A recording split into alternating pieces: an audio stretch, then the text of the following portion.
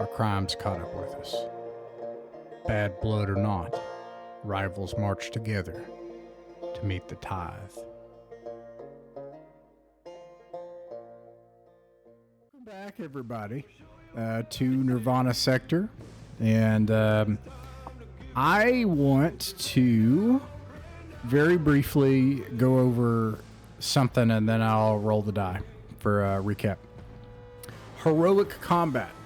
I'm not saying that you want to turn on a giant beacon that tells the space government to come hunt you down, but just in case you do that, someone's already done that. Maybe it's too late. Maybe they didn't see you before. I don't know. You don't know. But let's just say you decide to do that, okay? Heroic combat. So you already have your heroic skills, and I haven't looked at that, so that's on you guys. Like, there's a difference, and it's in the heroic section. You should be using that, and you should be using it right now, right? Okay. So if you're a heroic expert, you should be using the heroic expert rule for your once per scene skill check. That reminds me, tonight, one scene tonight. It's probably going to be important to know. Heroic damage. I have a chart up. It works basically like this. If you do less than 5 points of damage, you do a point of damage. If you do 10 or more points, you do 4 points. Everything else is 2. 1, 2, 4. 1, 5, 10. And it just condenses. It's a... What do they call that when they did that with levels in WoW? They just took the giant math and they went... Squish. Squish. It's a number squish. And it applies to your hit points.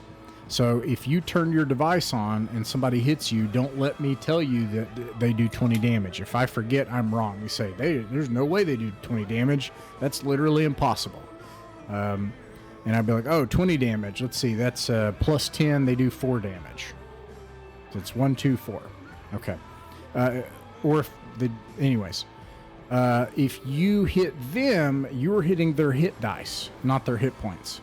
So a 5 hit die boss that could have, what is that, 5 times 8, 20, 30, 40 hit points, you can take them out in one hit if you turn this on. So that's the big thing about turning on your heroic combat doohickey.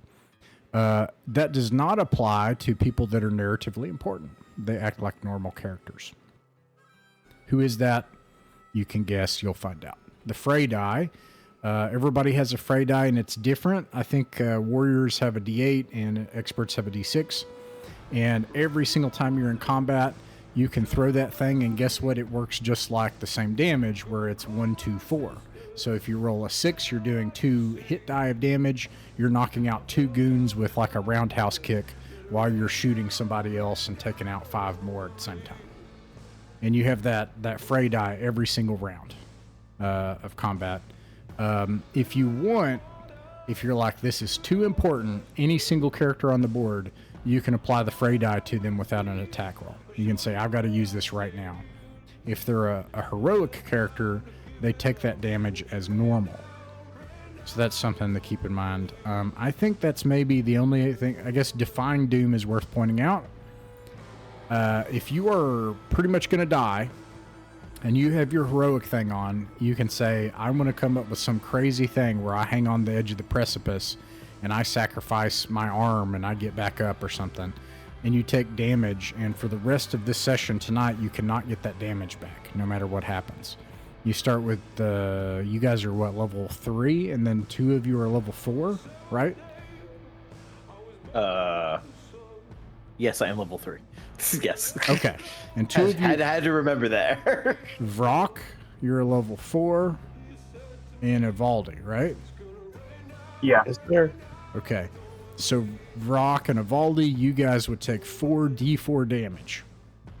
And you can't get that back through healing or anything else until to the end of the adventure. But if you survive and you don't go to 1 hit point, you survive anything. And you come up with how that happens. So it kind of enters a story game mode. You can do that as much as you want, but the die goes up every single time. So the next time it's 6d, or it's 46, and then 48. Yeah. Okay. Heroic combat. I'm just gonna point that out. Nothing else. Let's roll a d5. 1d5. I got a 1. Nah, I'm skipping you. I didn't even fill my... I said I was going to give you some this whole time. I still haven't. Yes, that's 3 times now, Ross. Yes. I'm going to make... All right. I'm skipping you. Evaldi, what happened last time? Nobody knows the trolls I've seen. Oh, yeah. Nobody knows but the law. Let's see. We negotiated with the slime people, and they were like, "Hey, we'll help you get to the town." We hate those guys anyway. Also, the orcs stole our orb we worship that we used to reproduce. We said, We'll finagle a way to get that back to you, maybe, from the orcs. If you get us to the town, we have a spaceship." And they're like, "Cool." So they led us through some open spaces and some tunnels and stuff, and it mostly went okay. And we eventually popped out at a mine, and we managed to talk our way through, like, "Oh, we're supposed to be here, don't worry about it." And we went to the town, which was then attacked by orcs, but was okay, ultimately. While it was being attacked, we were like, "Hey, let's try to see about getting some fuel for the ship, because the ship is without fuel and in bad repair." So we went to the fuel depot, the most heavily guarded place on the planet, and Vrock was like, "Hello, my name is Vrock Most Wanted. How do you do?" And we got thrown in prison. Yep. And then the orcs attacked again, and are currently killing everyone. And it's like Pirates of the Caribbean, where everything's exploding, and we're getting out of jail now, and everyone's dying. Right. So, Abigail just like uses her device, punches through the wall. You walk out of jail, and here you are now in the streets of Zarathema, and a quiet has fallen as the gunfire stops. Uh-oh. And no one is out on the streets. And you look right, and you can see where the mayor's house, or the city hall is, and there's a barracks, and there's just guards everywhere, and they've holed up there. And on the opposite end of town are all kinds of orcs, just like clamoring over the refinery, and they are bolting stuff on and sealing up the Steel Legacy and getting it repaired and refueled. And they have erected, you have the refinery, and then the ship is behind that. And then in the lane to that, they've put up a bunch of barriers except for one lane in, and they're just all over the buildings there. And yeah, actually, you're pretty. This whole town's not very big, so let's just get right in it. Let's see.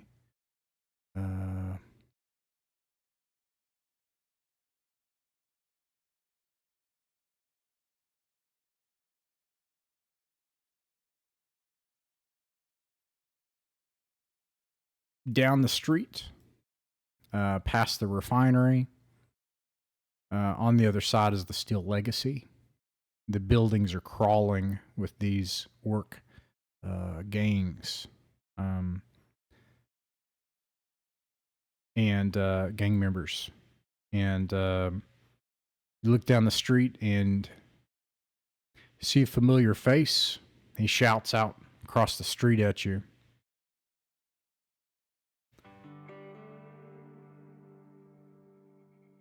"The town's ours, Brock. So I'll tell you what, it's not worth losing your life over. Why don't we work out something? You could stay here in Zarathema. We'll make sure the mayor doesn't put you up for the tithe. Just for old time's sake." You can have the stinking town. I want my ship back. Oh, that's going to be a problem, Brock. I got that ship fair and square. It's mine now. Anyways, I also have more guns than you. So, if you want your life, maybe you don't get a ship. But you are fine. You're a smart guy. You could go back to that space station that your dad drunk himself to an early grave in. Maybe get a job back there. I'm sure you can work your way back up to a starship again.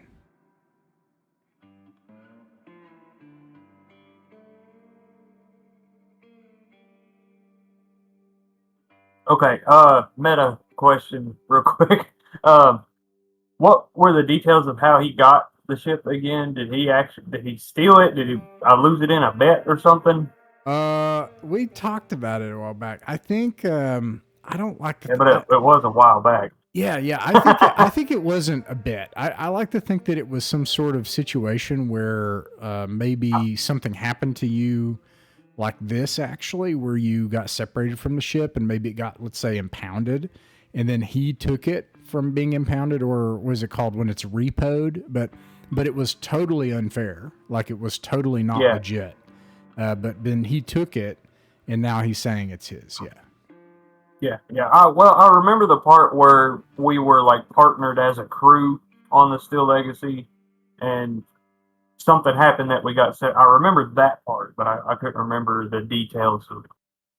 But either way,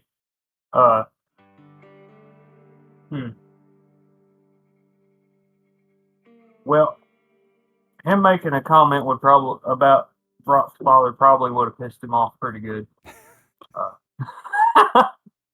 Especially that. I say Brock would probably look back, look around to his crew and say, guys, I don't think we're making it out of this unless we use the weapons we found on that, not Scathari. Jane, on the, Jiminy. Jane says, Yeah. Don't be a moron. Look, it's not worth dying over. Maybe they didn't see you activate it. If you activate it again right here in front of town, everybody's gonna see. You're not gonna be able to escape the hegemony, Vrock. well, the way I see it, it might be the only way we survive this. Hey, Ron, before you leave us to our fate till we inevitably meet again as legendary rivals such as ourselves are wont to do, how did you get all these orcs following you? That must have been quite a feat. What can I say? I've got away with people. And then he turns around and walks away and starts working on the ship. Goes into a building. Spitwad goes and starts supervising the repairs. So they're not actively hostile at the moment. No, they are arrogant. They think, like, what are you going to do? How about this? How about we wait for signs of them to get finished with the repairs, just as they're doing the startup sequence for the ship? Because I don't imagine it can just take off instantly. There would be a startup sequence, right? Yeah. So why don't we wait for the startup sequence, let Wrong take care of all the repairs and the refueling for us, and then take him out? That would leave the problem of there's a lot of orcs in between us and a ship that would at that point be functional, and he might just escape. Yeah, we'd have a tight window. Now, I will say something that's apparent to you, Vrock. This would be apparent to Vrock, is that the ship is almost repaired and fueled as it is. Oh, okay. So it's close enough.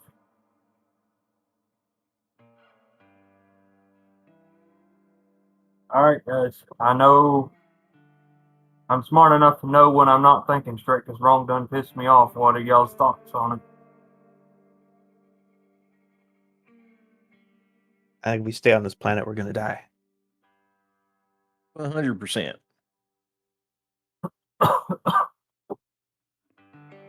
Well, despite Jane's objections, guys, it is pretty fun to wield these special weapons.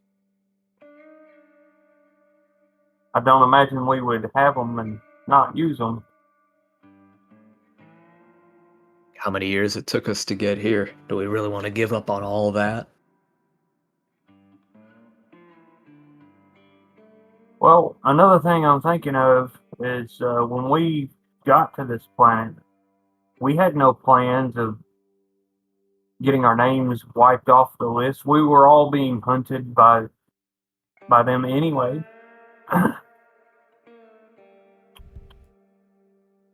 We know what it's like to run from them, and yeah, it kind of sucks, but we know how to get by.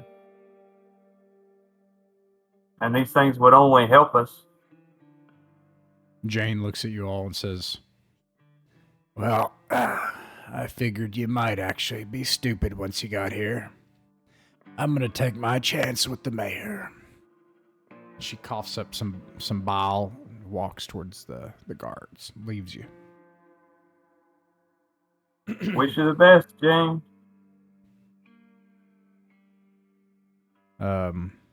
Then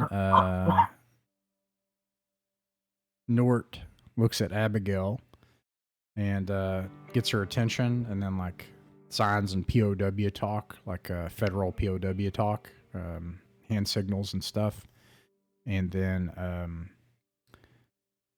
she hand signals some stuff back. Echo, you can tell that they are staying by your side. Yeah, I was going to suggest since Abigail's already activated hers, she might as well stick with us if we're going to activate ours too.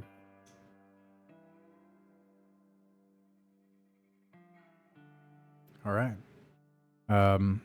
You all activate your things? Yeah. Okay. I think I'll hold on mine for now. Okay. Spitwad sees that you're doing this, and you're still standing there, and Spitwad goes like this up in some buildings, and you hear crack, just a faint crack, and then you hear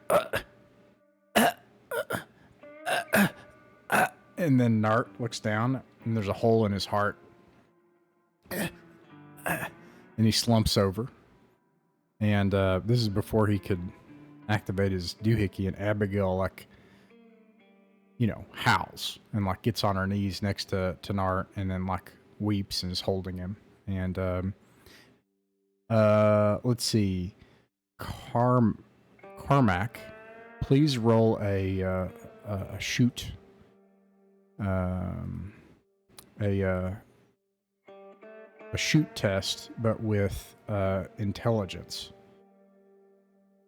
Just as a curiosity, that's 2d6, right? Or is it d20? Yeah, your target is, well, this is a degree of success roll, so this will determine what you find out.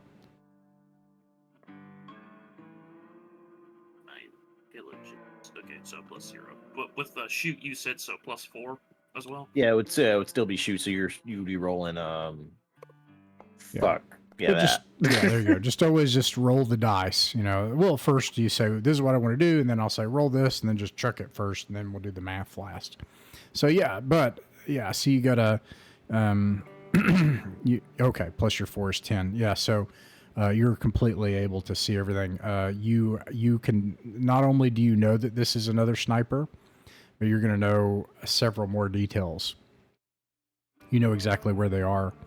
They are in one of the highest buildings, and there's a series of like 4th or 5th level stacked up buildings that are in an alley, a couple alleys back. They're some of the biggest buildings in the town. What's worse is like you can tell, like, all right, now she can't do an execute like that again. Okay, right? I'm going to roll for a save for him in a second, but she can't do an execute like that again until she moves. And you know that. Like, she basically has to set up her nest again. But if she does, she'll be able to just keep doing that over and over again. and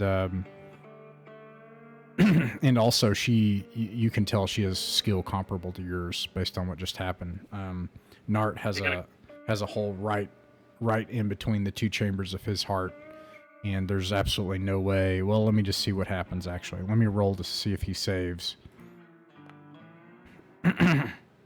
He does not. Yeah, it goes right through the two chambers, and his chest is bleeding, and he's gasping, and blood's coming out of his mouth, and he's got probably seconds left before he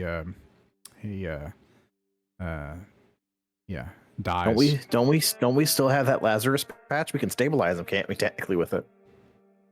You could have. Working on it. You could have. I'm going to say, though, that when someone executes someone, they are dead unless they save. Now, if he saved, he could stabilize and you could Yeah, do that'd be a it. different story. Yeah. Yeah. Absolutely. This way, you also can't have that happen to you. If you execute somebody, that's an execution. And then they get a save and then etc. But anyways, Abigail, Nart looks at her and like tries to do some signals, and then his hand just goes limp at his side, and he looks off into space in her arms, and Abigail stands up, and she becomes expressionless, and she ignites her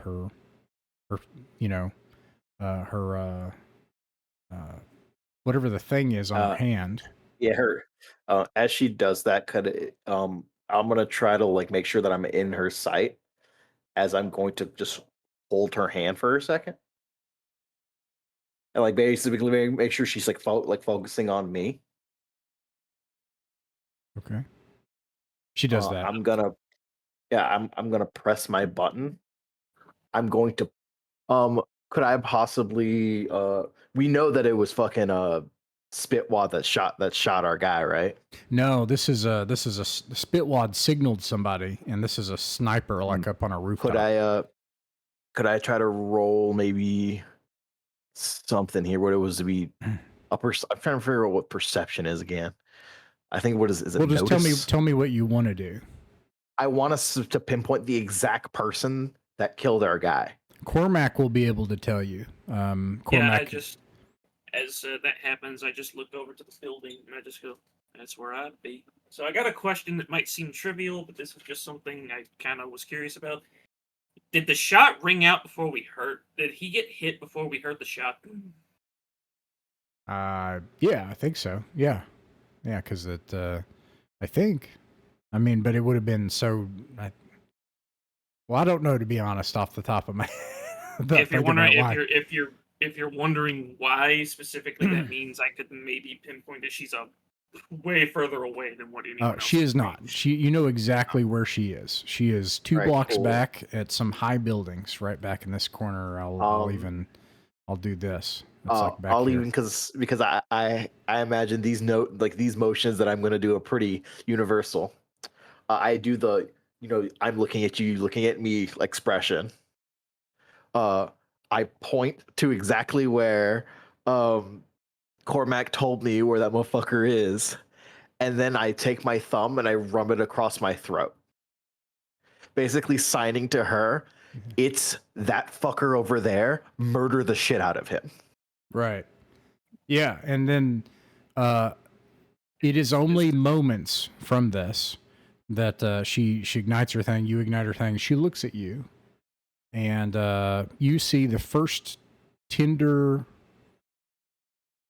look on her face that you've ever seen, and that she has other friends, and she turns around, and she draws the blade, and then she moves the blade out of the she draws it, and as she draws it, a bunch of these orcs start floating up into the air, and she turns and towards you all with the blade, and these orcs swing against the nearby building and smack into the building, and then she looks back at you, and it makes them swing back against the another building. And with that, all these orcs like run forward, and they all start just firing their weapons wildly. Let's see. Word. If I'll they're fire running, right at them back. if they're running forward, do I have time to duck into cover? Yes. All right. Besides me and Jesse, is anyone else a warrior, perchance? Just you guys. You have seconds to act. All right, cool. What do you all do? It's Pushing Red. myself in whatever cover's nearby. Oh god. I'm gonna immediately start firing into them because they're all clustered together, and the way my scattergun works, it's gonna start piercing through a lot of motherfuckers. Because I've already activated my thing, and I believe, if I'm reading correctly, me and Jesse always win initiative in combat unless surprised or facing other heroic warriors. So unless they ain't got no heroic warriors, pretty sure me and Jesse are shooting the fuck out of them. Yeah, we'll just, if it's okay with you all, I'd like to just go down my list. And that way, just keep it simple. This will not disadvantage anyone, I don't think. So I'm just going to start. Abigail has already done her thing. And then she just like completely misunderstands what you're saying and dashes. And you just see her dash like a bullet. Like all of a sudden just like whiz. And she's just like a weed eater. Like this blade is just like slashing amongst these people, and you just see radioactive bloods flying and splaying all over the place.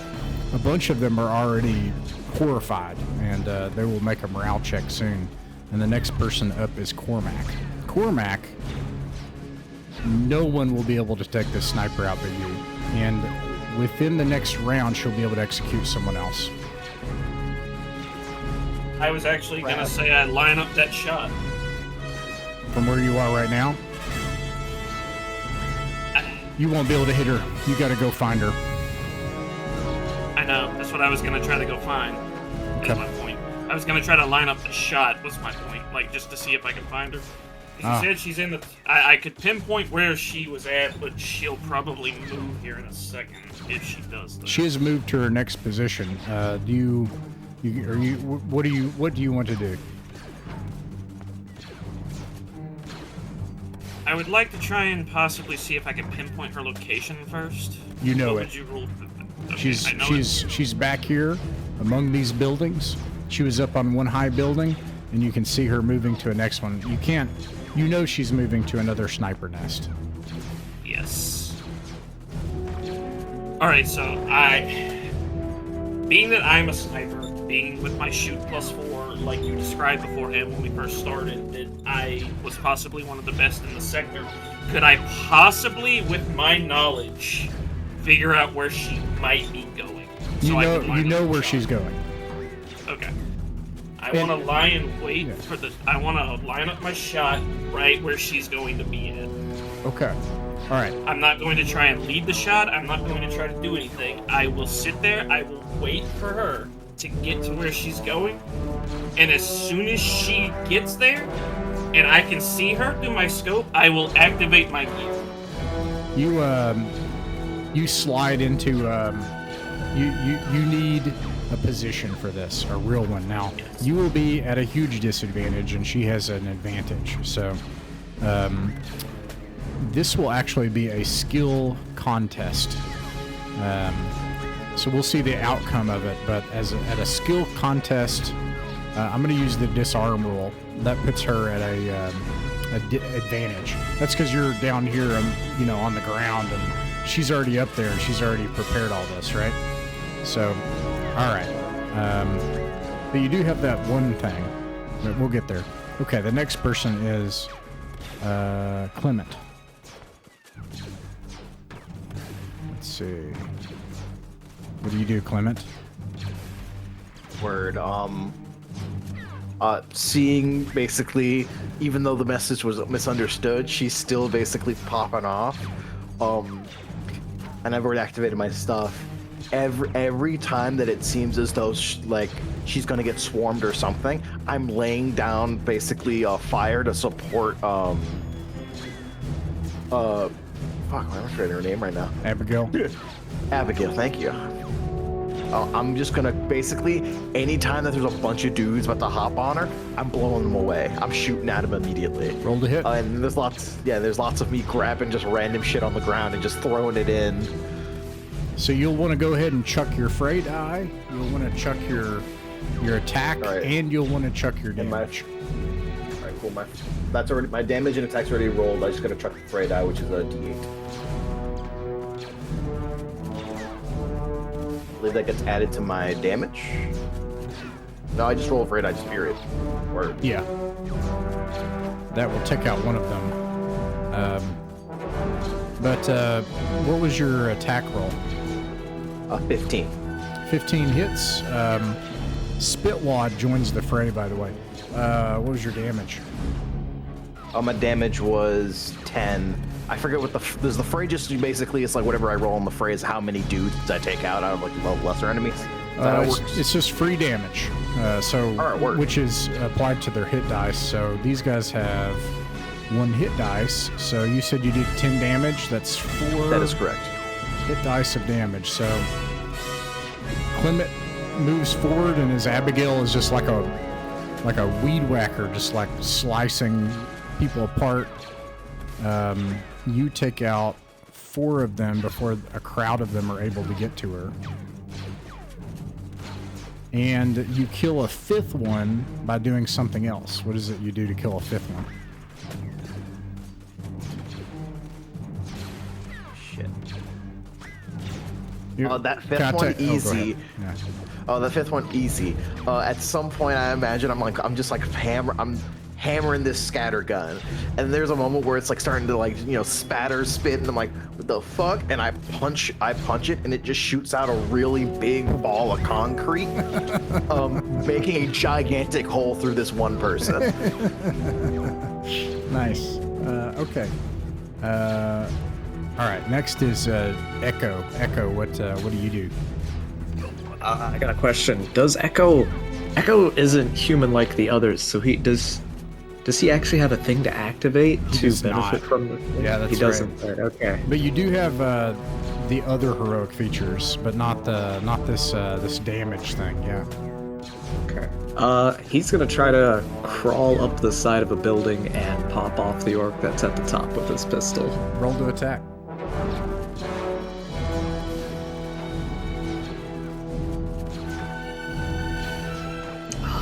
That is, I think, a 13 or a 12. I don't think that's a hit. hits. It is a hit. Does it? Mhm. Oh, okay.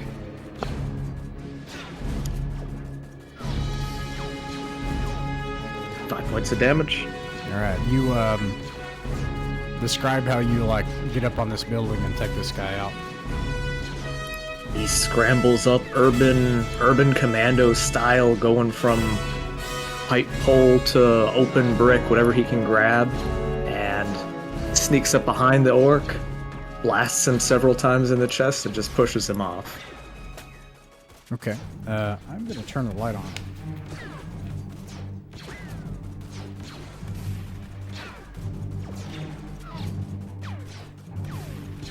Okay. Now it's really bright, but oh well. I was in the dark there. Okay.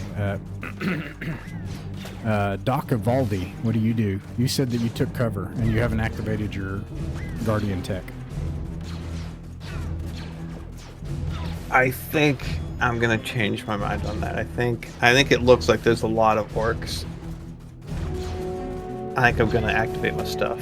You activate it, it comes online. You can feel like it comes from your hand, and then you feel something like through here, and you feel something here, and it looks like light.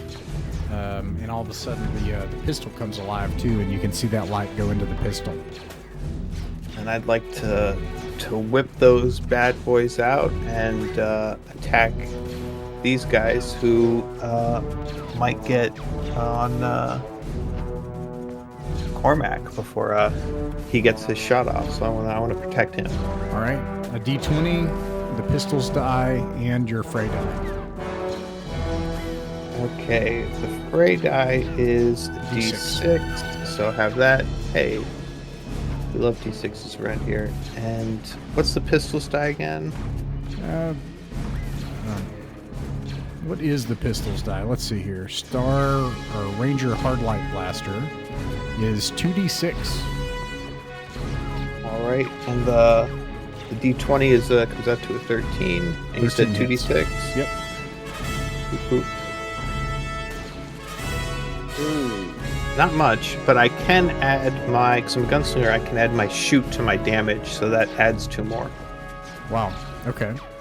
Let's see. A 6 is 2, and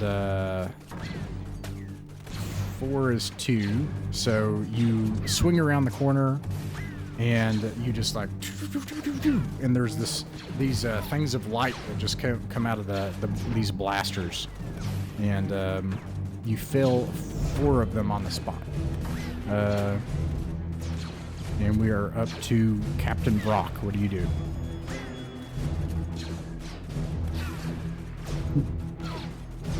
Okay, so Captain Brock, originally the plan was to ask somebody to lay down cover fire, but since that's already being done, he'll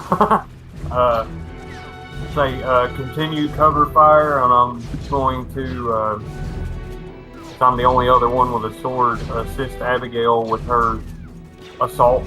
So run up into the group, and of course with the thing activated, and try to help her take out some of the larger parts of the group.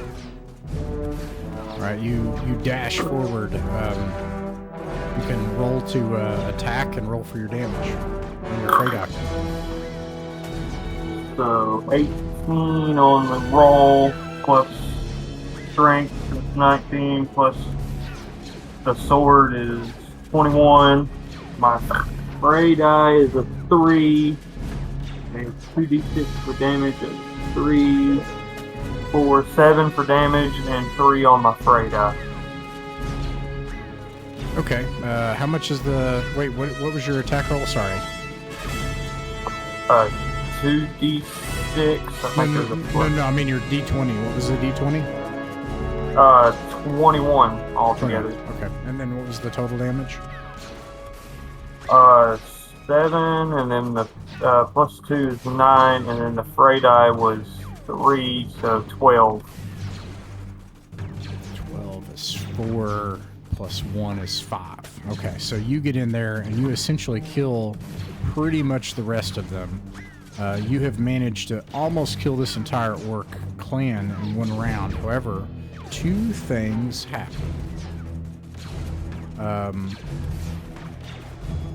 There are still some on the roofs, and Cormac, you suddenly see her on another building high up.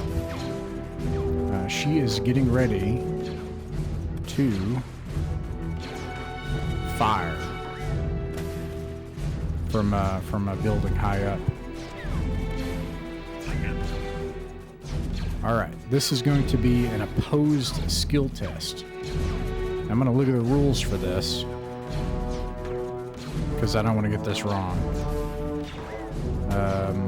This is going to be disarming. They do it at a +4.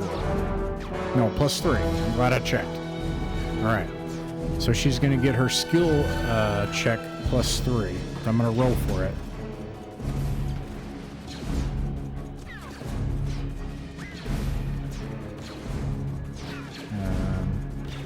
And I'm going to add +3 to this.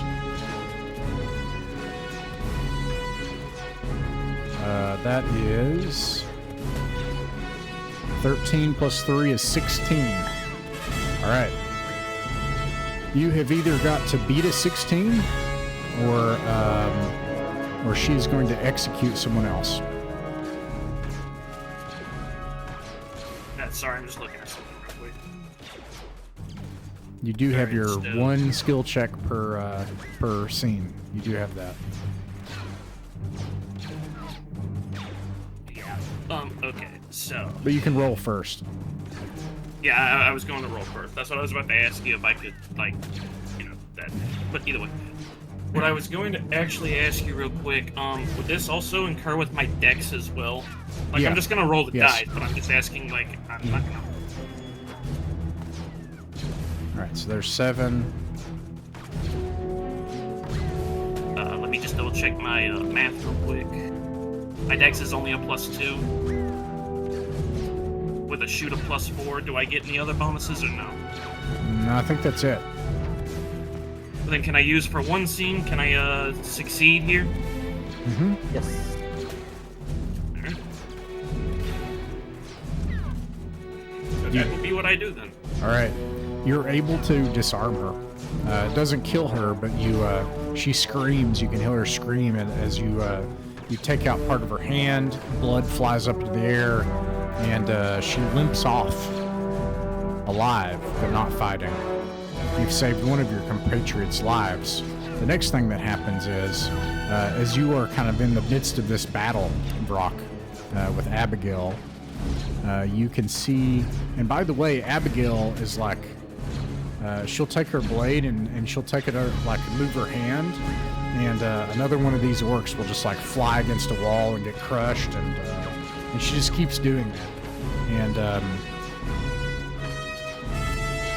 beyond this barrier of junk is a warehouse, and they have towed the refuel line for the Still Legacy, and they've disconnected it. And they've built a barrier here, and they basically set up a big guard here, you know. So you can see where they have the cargo bay entrance to the Steel Legacy, and they're loading it through a warehouse. But they are about to take off next round.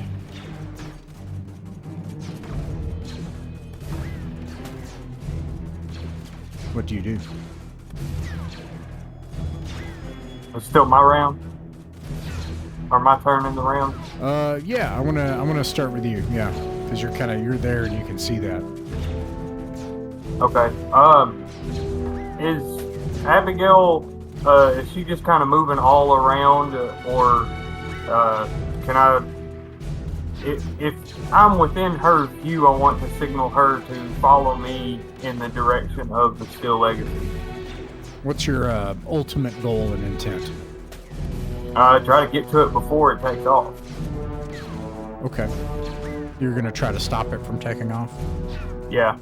Okay.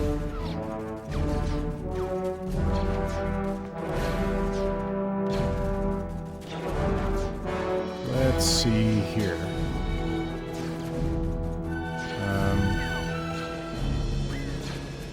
Spitwad. And there are a horde of these things, as well as a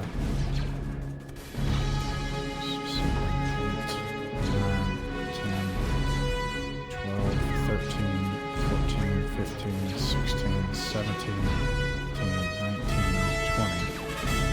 And then there is a Rage Pedal. Alright. You dash with Abigail. You do get her attention, and you dash with Abigail into here. She seems to kind of understand what's happening. And all I see is my token at the moment. Oh, I'll fix that. Sorry about it.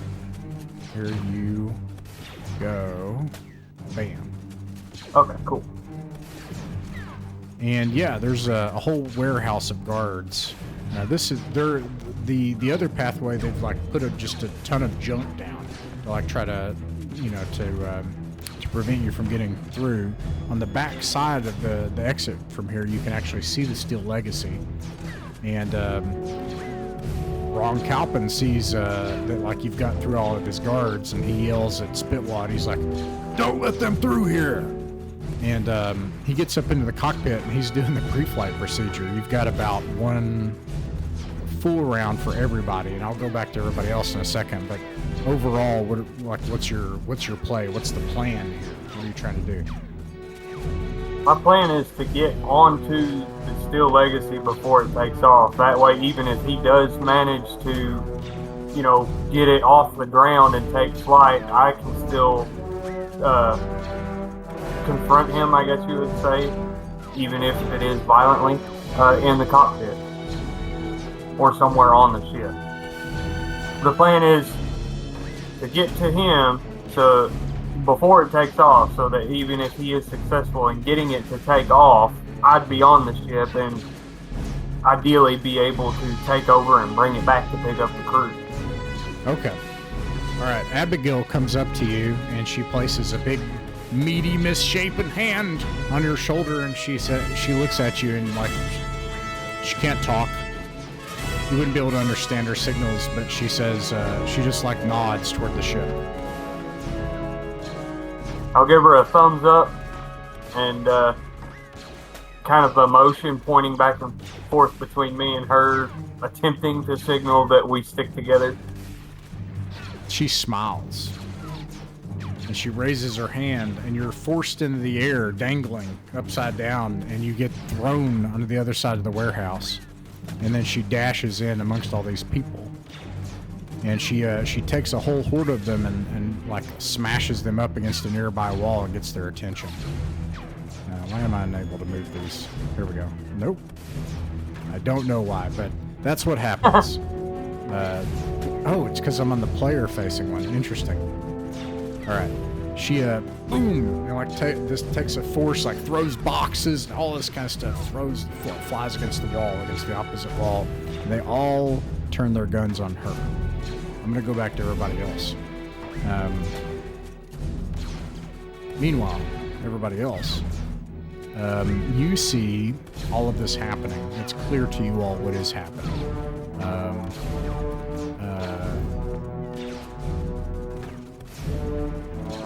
The ship is about to take off. It's clear that Brock is going for the ship. What do you all do?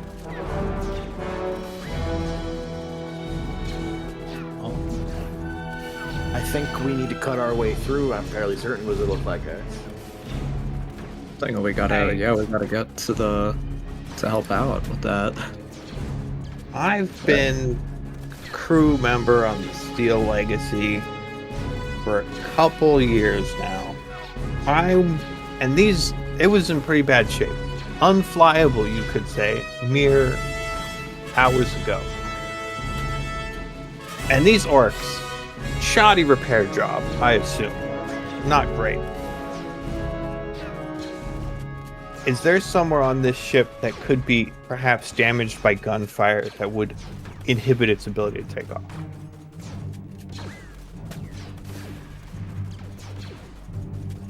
Not with the guns you have. Yeah, tell me your intention. Well, my intention would be to inflict such damage. Not that I can think of with the tools you have. I can't think of anything that could do that to a ship with what you have. Starships work in mega damage. So there's no like Death Star like hole that you could just shoot a blaster bolt through and it would neutralize the ship's ability to function. Maybe that like I don't know, you want to shoot the fuel port. That'd be a bad idea, but you know. I'm gonna say no. Yeah. Be like trying to disable an aircraft carrier with a Remington or something, which maybe you can, but I don't know. Yeah, sorry, I think that's a no. I mean, if you take out the guy driving the ship, it technically works. All right. Shoot the rider falls down. I think my intention would be to start running, and even though I'm a bit further back, to more or less do what Brock's doing and just rush towards the ship. If that's what everyone's intending to be, I'm going to use like my gunfire to basically, quite literally, shoot and cut through with my scatter gun these fucking bodies that are walling in the way, to make so everyone can easily run. He just full sprint.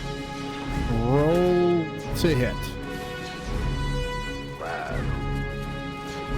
Cormac, you see your old comrade lagging behind, trying to clear a way for you all. I'm gonna be able to roll this dice, rad, and also add 3 to that. So that's going to be 16 to hit and 21 damage. 21 damage is, I'll treat that as 2 as 4. Yeah, you do that. You just like, you get more stuff, like stuff will fly off the dead bodies and you just like scoop it and fire it again. The stuff's flying everywhere and you just get it in your scoop and fire it out your gun, and it is madness, and stuff is like pinging off that hard light shield too that you're wearing. This makes you fall behind. It's very much like that. Y'all keep going. Y'all fellas go ahead and keep going. I can go ahead and cut through for you. Make sure everything's a-okay. I got this. We'll tell your story. All right. Let's see. Meanwhile, back in the warehouse, as you all enter it. Oops.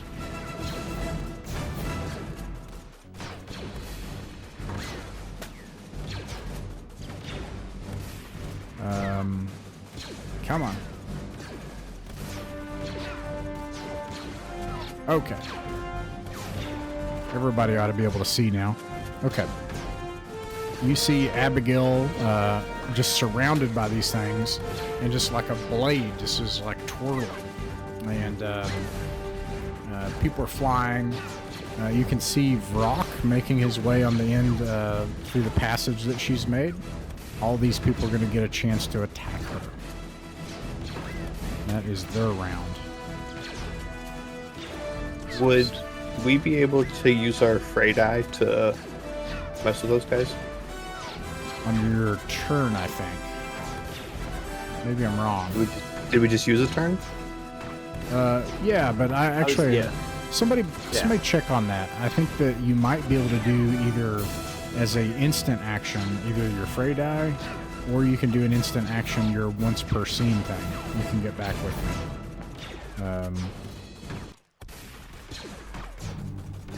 Tell me, somebody check on that and tell me if it can be an instant action. Instant meaning you don't have to do it on your turn.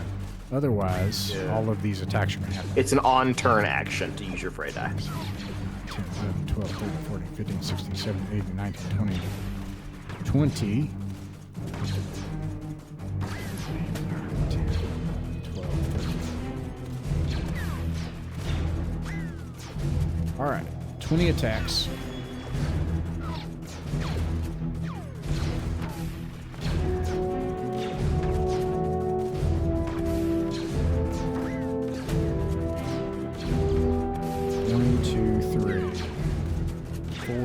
Five, 6, 7, 8, 9, 10, 11. Okay, 11 attacks. 2, 3, 4, 5, 6, 7, 8, 9, 10, 11. Shouldn't her thingy bring her up to like an AC 16, the trench coats? I have it as 13. Is that not right? 2, 3. Either way, I'll count that. 4, 5, 6, 7. My note says Duster brings me up to 16 AC. I don't know what math is into that. Okay. 11, 15, 16, 20. Okay, 20. 4 is 8. Okay. Check. That will kill her anyway.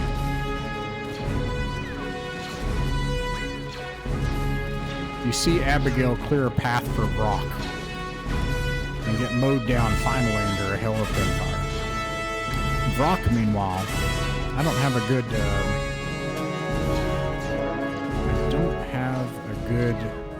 scene for this. I'm going to use this one. This alley.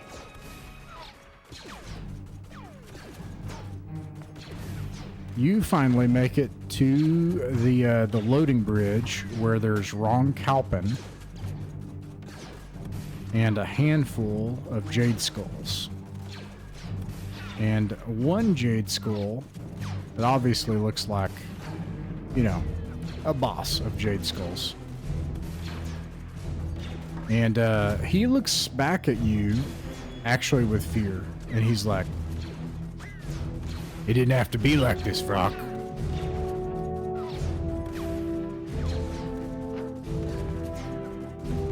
Would I recognize him? The orc, no. The Ron Kalpin says that though. Oh, okay.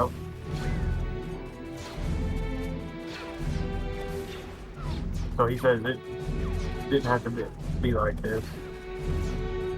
Well, wrong. You didn't have to take my ship neither. What do you do? Well, I've come this far. I'll charge him. Zoom. With lightning speed, you dash across to Ron Kalpin. You charge him. You can roll to hit. He is her hero, so he is going to do normal. It's going to be normal between the two of you. That is 9 total to hit. But I got a 3 on my fray die. Okay. The fray die will hit the ones around him. So let's see. 3 is 1. So you charge up to Ron Kalpin with your blade. Ron Kalpin dodges out of the way, throws a guy into you who you kill instead, and then backs up and then draws his weapon, starts firing, and everybody else draws their blades, and you're just surrounded by blades. This guy, this big orc, has a blade that's lined with chrysolite, and you are hard-pressed to parry against this stuff. 1, 2, 3, 4, 5 attacks. 1, 2, 3, 4, 5 attacks. All right. 1, 2, 3 will hit. Let me see which ones.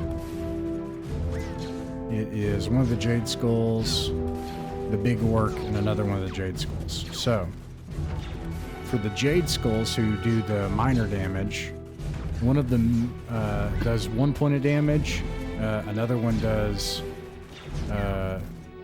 2 points. So you take 3 points of damage. Let's see, how are you doing so far? That's 7. Okay. The big guy, what does he do? He does regular damage. The big guy does 3 points of damage. And then Ron Kalpin. No, Ron Kalpin missed. Sorry, I already checked for him. Okay. What do you do next?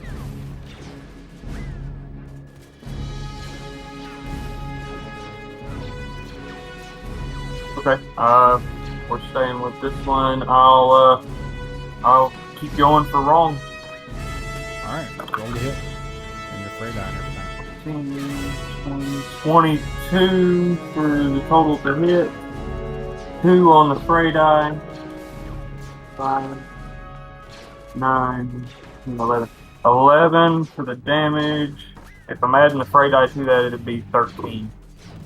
Assuming it hits. The fray die will kill one of the other Jade Skulls, but how much damage minus the fray die did you do?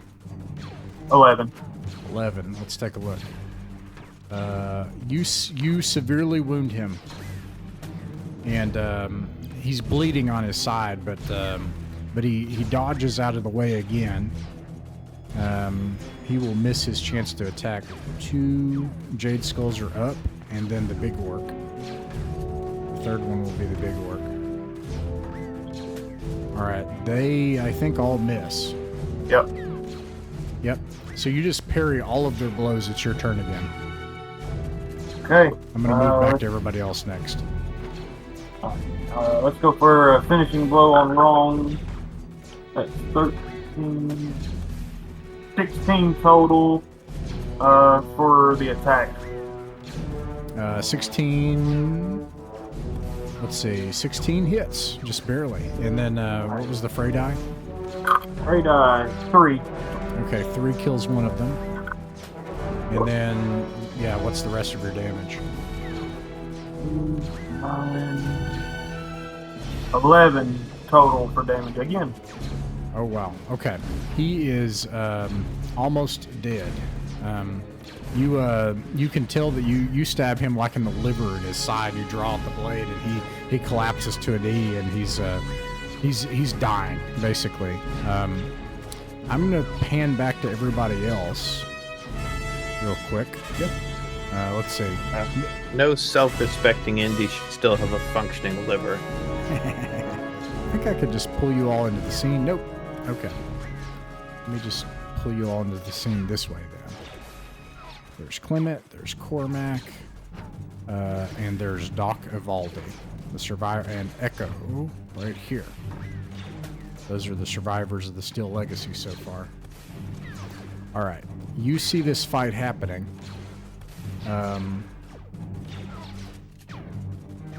The ship is, well, I don't know. I think I just thought, let me just let Brock, I'll put it this way. Yeah, no, you are able to intervene because this guy, how many hit points do you have, Brock? 7? We're 4. I'm at 4 at the moment. All right, you can do one of those things, but then, you know, from 4 hit points, if you do the thing and it brings you down, you'll die anyway. That's kind of interesting, but anywho, yeah, so if this guy hits Rock, there's a good chance he'll just die. So you all have a round to intervene. What do you do? I'll start with Doc Avaldi. Well, I'd like to run as far as I can, and then I think I'll just start blasting the remaining orcs. All right, roll to hit. All right. First, I'll throw out this spray die and kill that remaining dude. Fun with that. Yeah, that does that. And then I'll press these buttons, which is this roll to hit. A 13. I'm Alex for now. All right, 13 does not hit. No. You rush in among and you like draw one of those blasters, shoot one of the orcs, and then turn to shoot the other one, and this chrysolite blade like knocks you back and like knocks the blaster out of your hand and sends you reeling, spinning toward this cargo tent. Cormac, what do you do? So we can intervene in this attack, and Ron Kalpin, is he still alive? Leave Ron Kalpin alone. Somebody else has his name. You got somebody about to kill Brock right now. Which one is about to kill Brock? This guy, I'll show you a picture of him. This guy right here. Korgoth? Yeah. Okay. Korgoth. Alright, understood. Is there, so I can move up there and I can see him, or can I just see him, like, from where I'm at? Like, how do I do that? Yeah, you could see him. He's right, just like on the VTT. Okay, I will roll to attack him if he's about to kill Brock. Roll to hit. So that's 1d20, right? Mm-hmm. +4, +2, and what else do I need to roll? No, you got it. Roll for damage. Okay. Let's see about this. That was the player version of does a 28 hit. Hey, sometimes you can say no to that question and you scare the hell out of them. I was just gonna ask him. So, do I add anything to the damage from my statistics? Like, is it still Dex or? Oh, no? just check the damage. Let's see what happens. It's still Dex, Jesse. What foci did you take out of curiosity? And you took sniper. I took sniper, gunslinger, and iron. Rad. Gunslinger allows you to add your shoot skill score to your damage. So that's +4. Okay. +4. Okay, so Yeah. 5 total. Yes. Okay. Yeah. He is not dead. 20. Let's see. 27. Yeah. Would that be with the heroic stuff though too? Did you translate all that? It would, but I don't. And this is a house rule, but I'm not applying that to heroic characters. Oh, okay. Yeah, my bad. Yeah, like Ron Kalpin and things like that. Yeah. So you shoot this thing and you hit it and there's like chrysolite smoke that pours out of the wound, and this thing is addicted to this stuff. Turns around and like roars at you, and then let's see, Echo. Okay. The direction that Ron's going, is there? It looks like he's going to a doorway. Is there any way I could disable that? Wrong is on his knees in front of Rock. Oh, okay. He just looked very far away. Okay, gotcha. I was confused there. All Sorry right, I'm about that. aiming Let me fix for. There we go. No, that's good. I'm aiming for Korgoth's eye. Then can I aim for that mechanical eye that he's got? Try to blind him. Yeah, you're trying to. You know what? This will be a disarm check, and then we'll see what happens because you know that chrysolite explodes. So to do a disarm check, I think it's they get a +3, and then it's a you both do shoot, but he's not going to do shoot, but he's going to do his skill, and he's going to add +3 to it. So I got an 8. It's opposed checks. Yeah. Okay. Let's see. And you also have an 11. I think you have to.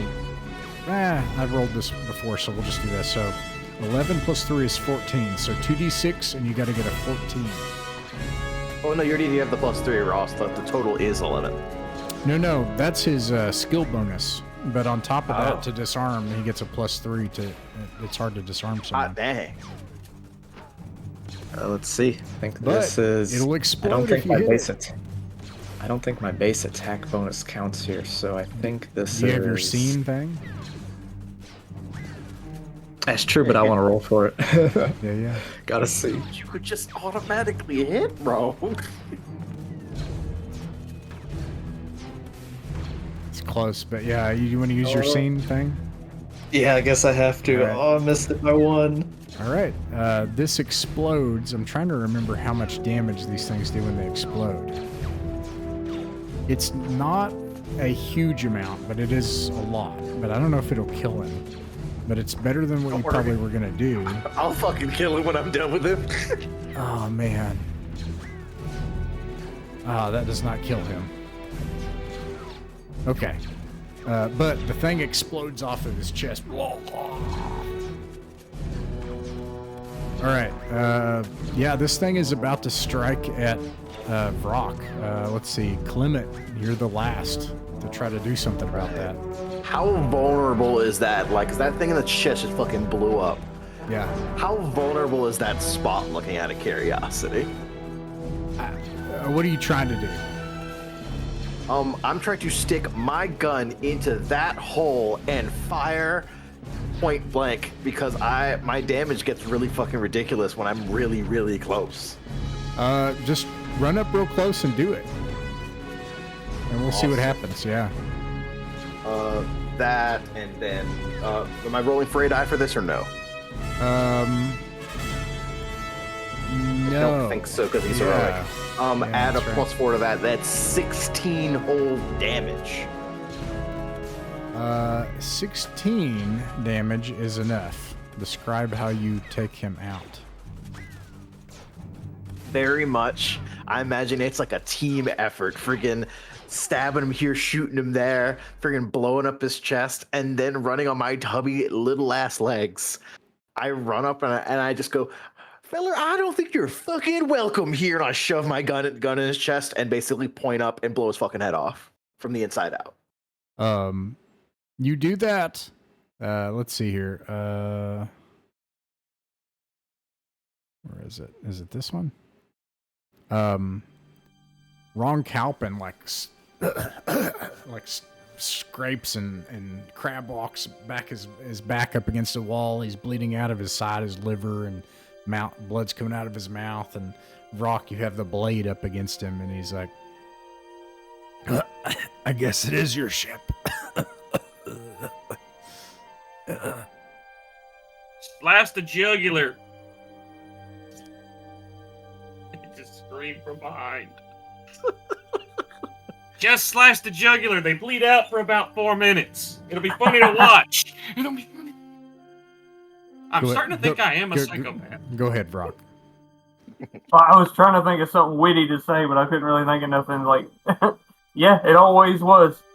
And then a little nick on on the artery on the side of the neck, so he bleeds out. And he does. It just you can see the air come out of him, and he looks in your eyes and stares at you as you see the light just disappear from his eyes. And I'm gonna skip forward because you have an obligation. Of course, you can clean everything up, but you get that ship finally.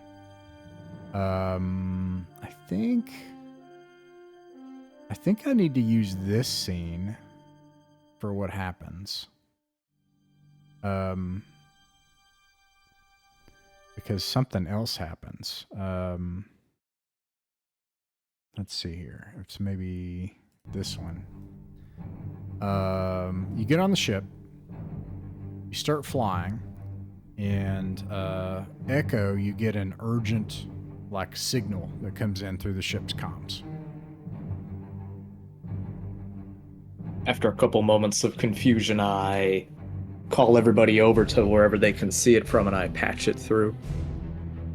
It starts with any station. This is Mayor. What? The criminals? Listen. Any ship on this frequency. We've been declared a red zone. If anyone can help, or get a signal out, or maybe just talk to them, anything, please.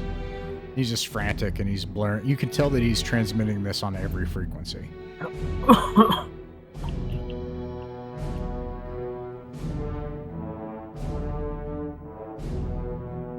we want to try to respond? No. I vote no.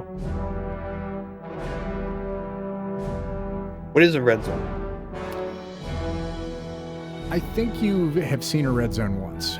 A red zone is basically when the hegemony parks in orbit and they're going to glass the entire planet. Oh dear.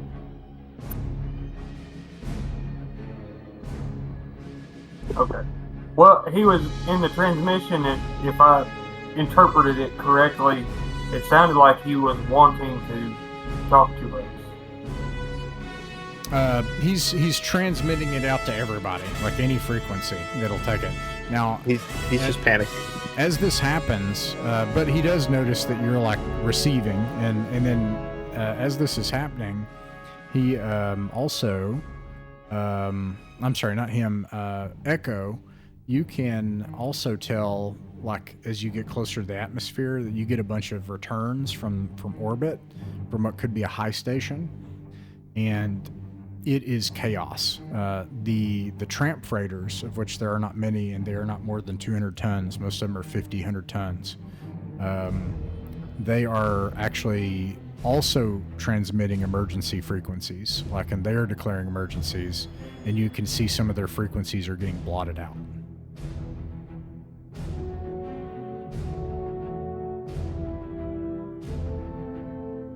What do you do?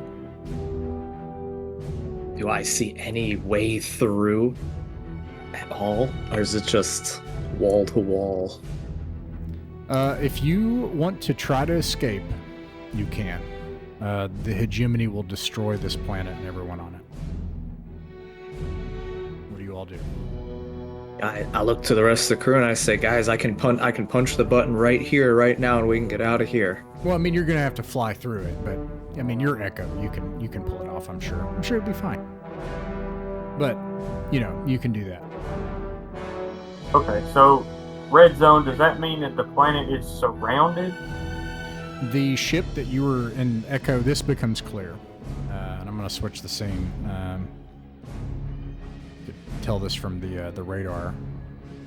The hegemony battleship, a giant 20, 30-kilometer long thing, is in orbit above the planet, and it along with a bunch of hegemony fighters that are launched from it are just destroying everything that was a former high port and all of the local tramp freighter traffic that wasn't landing at Zarathema anyway, and they are getting ready to just remove every inhabitant from the face of near where Zarathema is. You probably have 30 minutes to stop it if you wanted to try to stop it, or you can try to break through the ship and the fighters and get out. Do we have any? I assume we don't have a way to stop it. You would need to land on the ship and board it and go in and stop it. The ship that you escaped from. Well, we already know our way around. Well, part of it, not all of it, part of it. Your companions are all dead or have abandoned you. It is only the crew of the Steel Legacy, so this will be a vote. I declare a vote. I'm going to start with Captain Vrock. What do you vote? think Brock's conscience, it really wouldn't sit well with him to just run. I mean, he would want to make an attempt, but I don't know. All right. Doc Valdi, what's your vote? How about run? All right. Echo. Get out of here. Oh man, I don't want to run. I abstain for the moment. All right. Clement.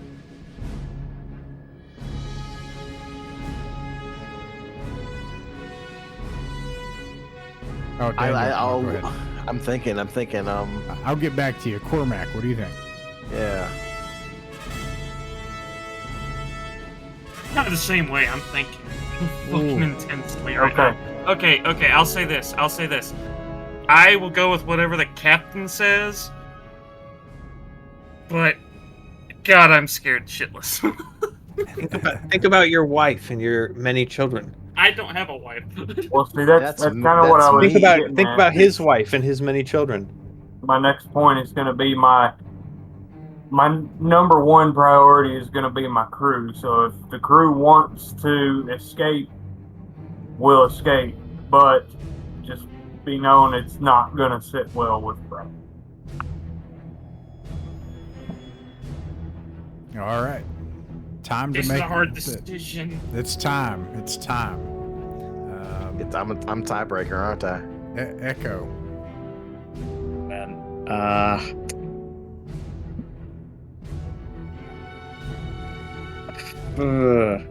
Echo votes we run because he's not a superhero like everybody else. All right. That's true. I'm just That's a a good pilot. point. I'm just a pilot. All right. So we got 2 to run. So this means that both Clement and Cormac would need to overturn that. So, Clement, you are the tiebreaker. What do you think? Right. So our options right now are either get the fuck up out of here and try to sort our lives out, or deal with the hegemony, saving an entire planet's worth of people. Yeah, and all the GAC. So basically, you got 2 paths right now. The hegemony think they're solving the problem you created by this, destroying the planet, because you activated those devices. If you run, maybe they're not going to know. Maybe you can live as outlaws. If you fight and you board, they're always going to know. That's going to be it from now on. I think that's fair to say. Yeah. I vote we run. All right. Let's see, I think that is it then. Let's see. So, but you still also have to run. So we're going to do that right now. I probably need to get out the spaceship combat rules real quick. And I bet you all do too, because we weren't expecting to do that, huh? Let's see here.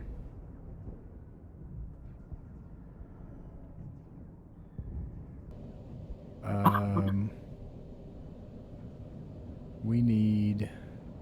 Is that under the Outlaw Void Bad Blood, or Yep, starts the with a number? Gazetteer. Yeah, that's the Outlaw Void Bad Blood. Because I hope I have this on this computer.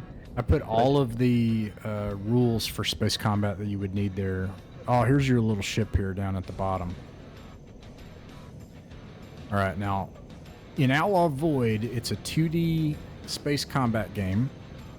The movement is correct, so if you use your ruler, you can see the, I think it's called decimeters or something like that, that you can move. And basically, you need to be clear of all of the junk in order to actually be able to initiate your drive. Let me actually just bring this up. I have to look at it too. I wasn't expecting space combat, so I'm sorry about that. Let's see here. We need Bad Blood, Gazetteer, and we need the space combat rules. Sorry, my computer is struggling to try to do everything. All right. Quick meta question on that. the VTT that we're using now, does that work better than Roll20? I'll get back to you on that. Remind me after the session. Don't forget. Write that down. Okay. Okay. So, space combat. So, you are a free merchant vessel. That means you can turn 90 degrees per turn. Other ships that are smaller can turn all the way around, and big ships, it takes them a long time to turn. Okay? You can do that each turn. Each weapon system also has an arc that it can have. You should have your details for the Steel Legacy. Do you have that? I bet I have it on the VTT if you don't. I don't think we do. Okay, let me look. Multifocal laser and sand thrower. You have a multifocal laser and a sand thrower. So, what is the multifocal laser? It can only fire straight ahead. The sand blaster, sand thrower can do 180 degrees, or anywhere in the front arc of the ship, and it can also like stop boarding, and it can shoot down missiles. Once you initiate the void drive, it takes a certain amount of time, 2 or 3 turns or something, and then that's it, and you cannot shut it off. So if you have something in the way, you're just going to die instantly. So once you initiate the void drive, that's it. D8 plus pilot intelligence, and let's just do it. Roll initiative. So this is Echo. You roll a D8. You add your intelligence, or your dex, and your pilot. Okay. I'll just do turns here, or side to this. Got an 11. Is that a D8? Oh, sorry. Whoops, you're right. D8.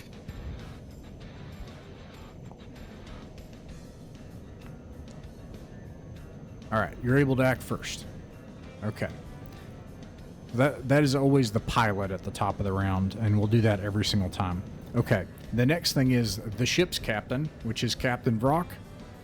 You make a plan. So let me describe the situation in front of you. It is utter chaos. There is a former high port here that has been torn apart, and this massive hegemony battleship is just like firing these huge batteries of weapons into that, destroying local traffic, and then it's slowly maneuvering where it's going to bring this big beam down on the planet. There are sorties of fighters which are covering, and they're moving in to finish all of these tramp freighters. You see multiple sorties of these fighters. As far as you can tell right now, they have not caught on to you, or nobody has got, nobody's paid attention to you yet. Okay, Captain Vrock, what is the plan to try to get away from this stuff in order to initiate the void drive?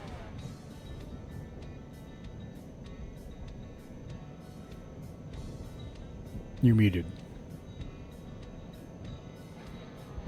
Sorry. That's okay. So we're here? You. That's us? That's you. That's right. Okay. And I assume we can't just turn 90 and head up this way. You have got to get through this stuff. So you can absolutely turn 90 degrees and you can head that way. I'll describe what you can see. It looks like there's a bunch of debris here. Some of it's glowing.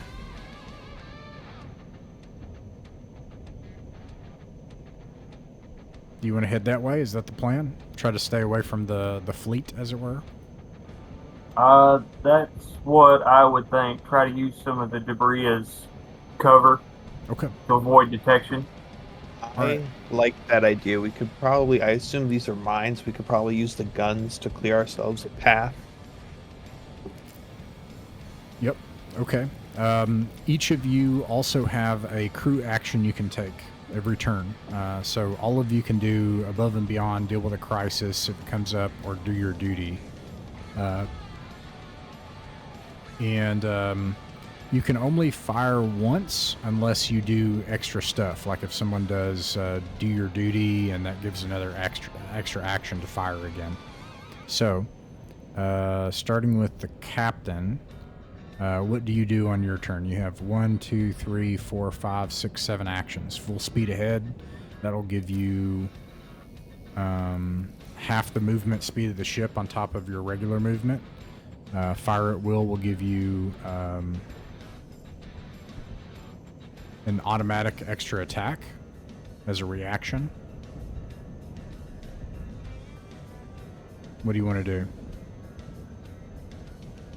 I don't think full speed ahead would work too well in a bunch of debris like that. Of the maneuverability. All right. Do you want to let him fire? Fire at will. You want to do that? Yeah, we'll do Okay. fire at will. All right. Next, the pilot. Obviously, I'm guessing you want to move, right? So that you Yeah, I'm can- using the move. Okay. Engineering. This would probably be who's going to be our engineering and gunner and comms. You can fill 2 stations, but not 3. I guess I have the shoot skills, so. Yeah, you're a better gunner than I am, technically. That's true. Yeah. All right. In that case, engineering and comms. You can do both of those stations, Clement. I can try to stay on comms to make sure that, like, everyone's aware of what the fuck's happening. All right. You could try crash systems to try to disable mines. You could try to do that. Yeah, I can do that. Okay. Roll a program check with intelligence. Crazy.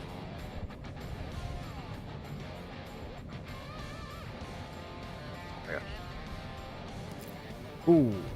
That's probably not going to work. I didn't roll that. I rolled a 12. You got to roll a 12. Yeah, I don't think that's gonna happen. All right. You still got your engineering move. You can begin the jump sequence. It takes D3 plus 2 rounds. So these things can pursue you until the jump engine is online, but if you start it early and you're not clear, you'll hit the debris and die. So you tell me as the engineer when you want to initiate the jump sequence, but that's one thing you can do. It's D3 plus 2 rounds though, is when it comes online. Right. You can direct power from systems. You can shut some systems down and direct it to the gunner. You could do, or overcharge. You can destroy a ship's system. Oh no, that's not fun, is it? That would No, be it like- no, it yeah. is because it can let you complete a jump prep sequence immediately.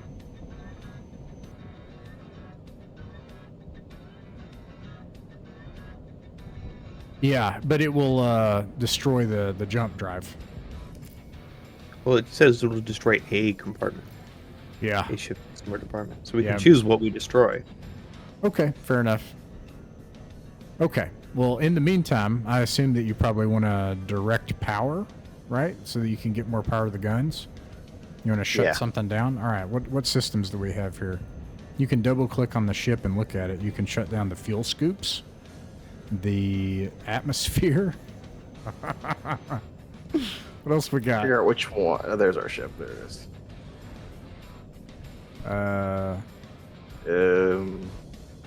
I'm double clicking it and nothing's pulling up. Yeah, it's not working for me. Man, that sucks. I'm sorry. You could shut down the sand thrower so that you just have the multifocal laser. Although that's not really good. I think the sand thrower seems more important. Yeah, I think you could basically shut down the fuel scoops. That's one thing you could do. I think that's what I do because we don't really need the fuel right now. All right. We more so just need to clear out the mine so we can jump. Cormac, you can make, what is that? 2 attacks, or did the captain give you a third? A third attack. Yeah, so you have 3 attacks, I think. Okay. That is just like a regular D20 roll plus skill and everything. Well, just regular D20 roll, right? Yep. For now. Yep, that's right. So that'd be 3D20. Yep. Whoops. That would be +4 to all those. All right. So 2 of them hit. Okay. And let's see, you would roll the ship's damage, which for multifocal and sand thrower would be 2d4 and 1d4. Okay, so 3d4 altogether. Yep.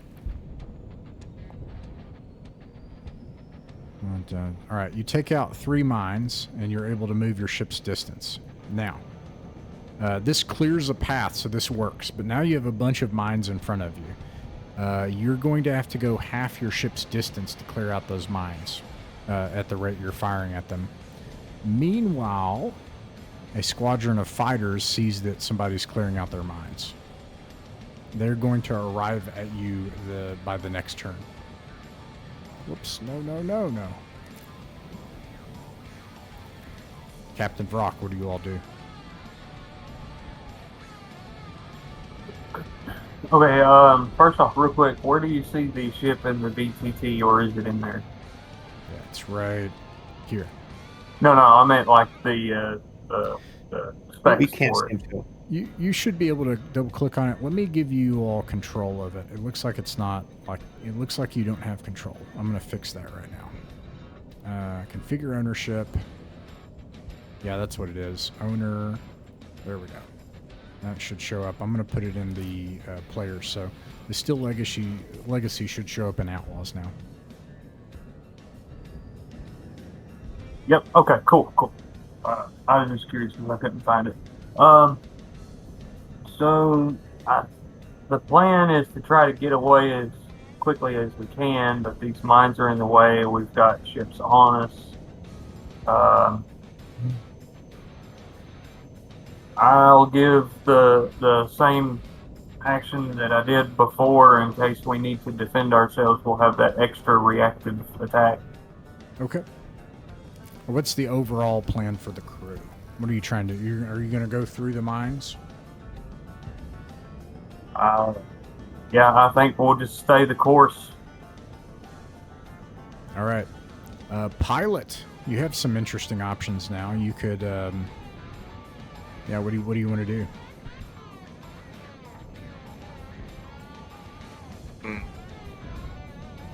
For example, I feel like the mines are our biggest concern. If I took evasive maneuvers, would that help us against the mines and the oncoming fire and explosions around us? Yes. Yeah, they would have to overcome your pilot skill plus your ship AC. Okay, then I'm gonna do evasive maneuvers. Do we still retain the speed from last round? I don't think we do. No, you wouldn't be moving. You'd be in among the mines doing Star Wars stuff. So, Gotcha. to do that, roll your pilot 2d6 pilot plus Dex or Intelligence.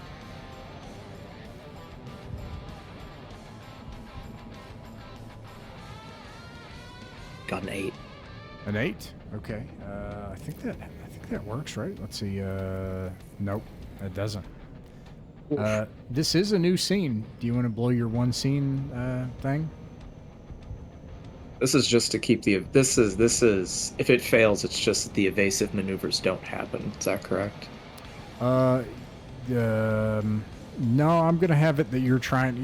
Your intention was to actually try to fly in among these things. So, I will give them a chance to attack you, the mines. Okay, yeah, I'll use the one used per scene thing then. All right. What's your pilot skill? Pilot skill is 2. All right. Your ship's AC is now 16. All right. Let's see. The next department is. I feel like I'm skipping Evaldi. Man, I'm sorry. You didn't get to do. Just hanging out. Yeah. No. You could take. What do you want? What would you be better at? Comms or in comms? You'd be better at comms, wouldn't you? Because you've got talk. Yeah, probably. That's all. I totally don't, but I have. Or I might, but I have hint, and that's all int stuff. I'm looking at it. Sensor Ghost, Crash System. What do you think? Oh, Sensor Ghost for the win. Yeah. Okay. Can't shoot what you can't see, losers. Chuck it. Let's see how it goes. All right, that's 2d6, you said? Yep. And that'll be +1. Not quite. 7 + 1, 8 to get a 9. Yeah, that doesn't work. Oof. Engineering. Clement, what do you want to do?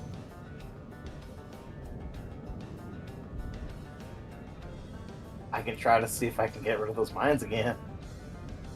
All right. Which one do you? Which action do you choose? It's on the. It's that bad blood gazetteer. You've got. Let's see. You could do damage control. You could do direct power. Temporarily, yeah. I'd say that you can still direct power. If you want to do that, do you want to do that? Currently, I'm still directing power from the fuel scoopers to the guns, aren't I? Okay, yeah, you could do that. All right, let's see. What did the captain? The captain did the same thing, right? Fire at will or whatever. Yeah. Yeah, fire at will. All right, so that's 3 attacks. Okay. Gunner, you have 3 attacks for the mines in front of you. Okay. So 3d20 again? Yep. Okay. That'd be +4 for all of those. Oof. 1 hits. You are not in a position to keep moving forward and not get attacked by the mines. Okay. Meanwhile, these things join the fray. I'm going to... We'll roll initiative next time, but this time we didn't. They're going to get 3 chances to attack you.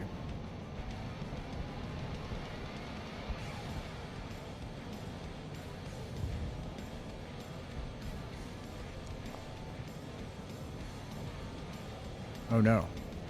Do they have to deal with the minefield too, or do they not care? If they pursue you, they will. But if you don't keep moving forward into them, like if you avoid the mines, then obviously not. Reaper Battery. 6d4 damage. 6. The Gemini Superiority Fighters do 11... Wait, actually with your... Yeah, no, those 2 would hit. So 11 damage. Oh man, is this how it ends? Wouldn't that be crazy? Yeah, that's pretty bad. You've got 20 hit points, 20 mega hit points, and you were down to 9 of 20 hit points with 3 fighters on your tail and mines in front of you. Maybe you guys need to try to jump and take the risk, and you don't know where you're gonna. I don't know, and I don't know. If you jump, I'm gonna take out the thing and see that there's a chance of miss jump, and you might jump into a sun or hit something, or. But do we not have roaches on this one? You don't have a roach right now, no, that I know of. Yeah. But they are still a thing. Yep, absolutely. You can bite the head off one of the space roaches, and it'll put you in a psychotic state. You can calculate a jump. Well, if you tell me to try to do the jump, I'll do the jump. I think we absolutely have to. We definitely have to get it started. Yeah, go ahead and start it, Ben. Now, do you want to start it, or do you want to like disable the jump drive and just like be like, we're just gonna get out of here. We'll figure out the jump drive later. Preferably disabling something that isn't the jump drive. I Just could... disable any system. Well, currently I'm disabled. What am I disabling? The fuel scoopers for the guns. Do you want me to just redirect that power straight to the jump drive? It does say that, but I really feel like that I will revisit that later. But say for now that works. I think that's kind of dull, but yeah, you can destroy the fuel scoops, which may come into play later. We'll see. Well, yeah, we'll see. But you can destroy the fuel scoops to immediately charge the jump drive. That's something you want me to do, Rock? Sounds like a plan to me. All right. Or fucking run it, get her done. We'll do an initiative round this time, and I'm also going to do a miss jump check, which I don't have for this, so I have to go pull it out for somewhere else. Let me get my chart that I have for miss jumps. Oh no! Oh, I missed I that got a part. 9 for initiative for our side. Okay, don't let me forget that. I'll be back to you in a second. Can we? Well, it wouldn't really matter. I was going to request a retcon because I just read in the keep it together action that it can be used as an instant action, but it's not going to matter if we get out of here. So. Let's see. I just need my miss jump calculation. Here we go. Malfunctions, miss jump. Throw a 13 plus for ship jumps of the following within 100 diameters. 10 diameters is plus 10. Ooh. Ooh. Okay. So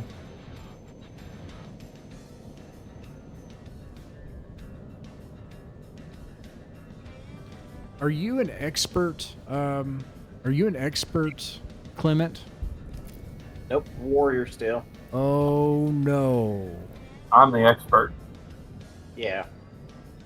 So I was wondering why you weren't down here in the fucking engineering room.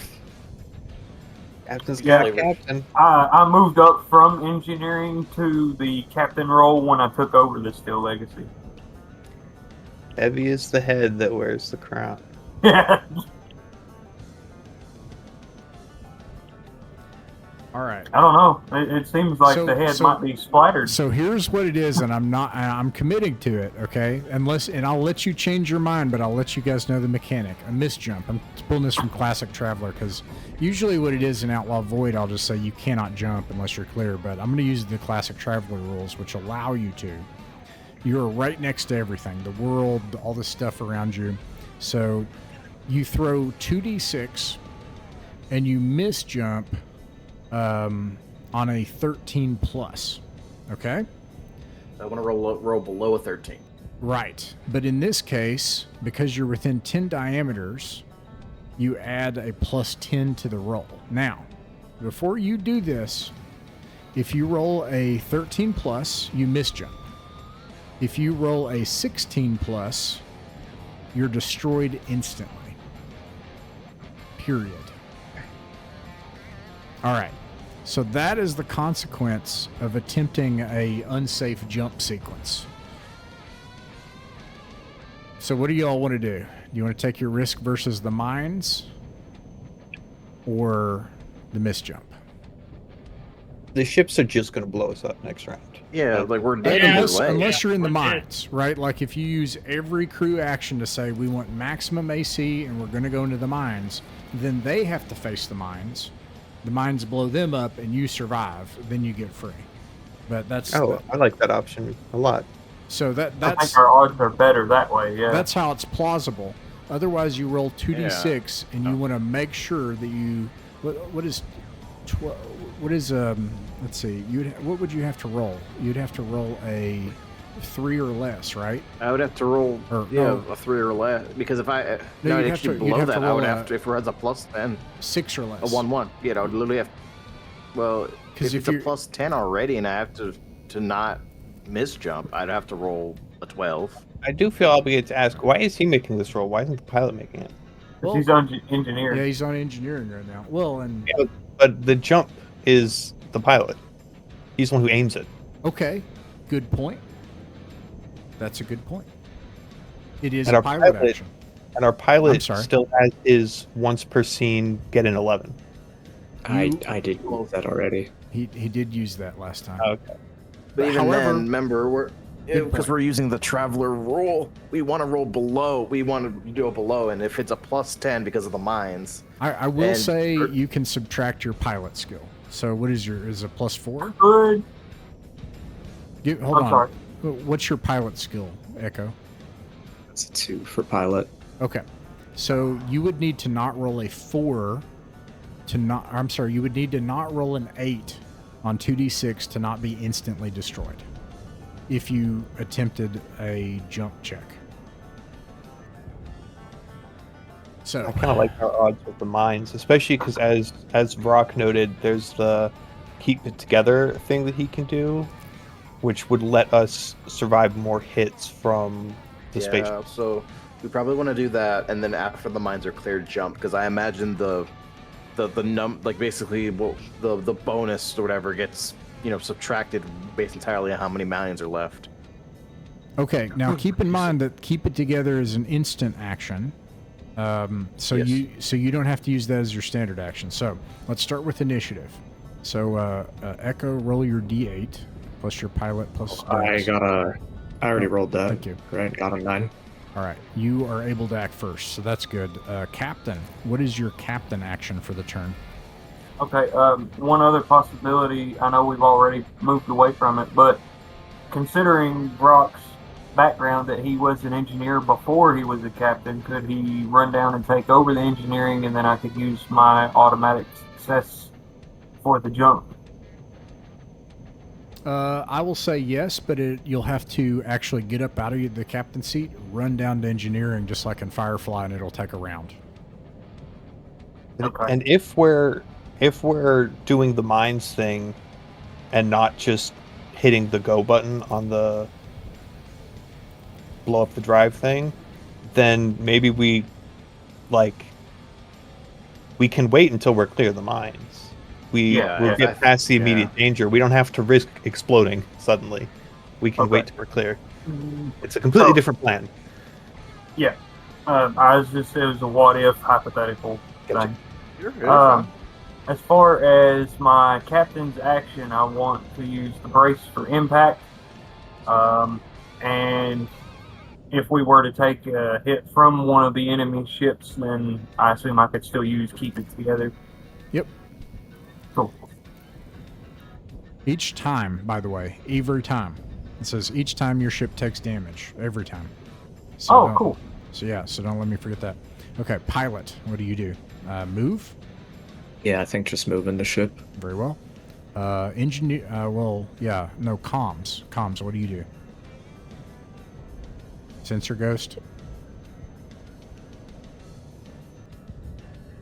Actually, on hindsight, that's a terrible idea. It's worthless to me because I have no program skill. You also have the 3 appear above and beyond deal with a crisis now. Well, we don't need to deal with those yet too much, I think. So I would like to do crash systems against one of the mean, scary ships that are attacking us. All right, go for it. It's an opposed in program check. So I need to. Now I do need to check my character sheet. Or wait. Just throw 2d6. Yeah, I'm rolling them out. Hey, those are big numbers. And then that's plus something. All right. Yep, that works. And it says starts its turn with 1 less action, so it can't shoot you, which is kind of a big deal. Or it has to not move, which has even worse effect, so it just doesn't shoot you. Amazing. Okay. If it doesn't move, then is it still at risk of the mines, or is it perfectly safe? It's going to move, but not shoot. Engineering, what do you do? Which will put it in risk of the mines. Go ahead. I can put all on my end the way to like help protect our ship. Could I move power specifically to shields and shit? You don't have shields. Let's see. You can.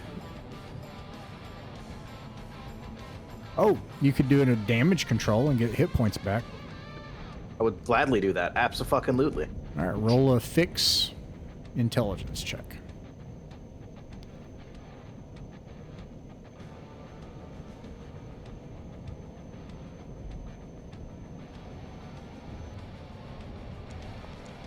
Eight again.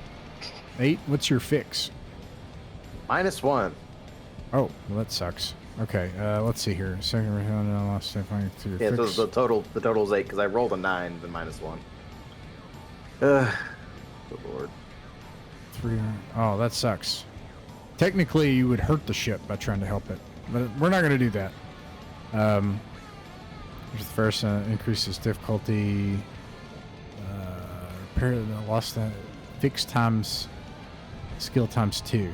All right, we're just going to do the basic for now. We'll figure that out later.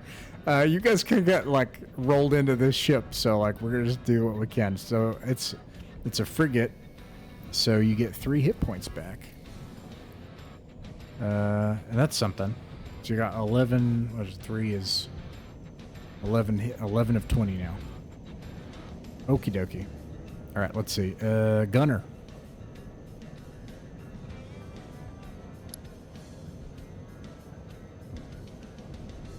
clear mines, right?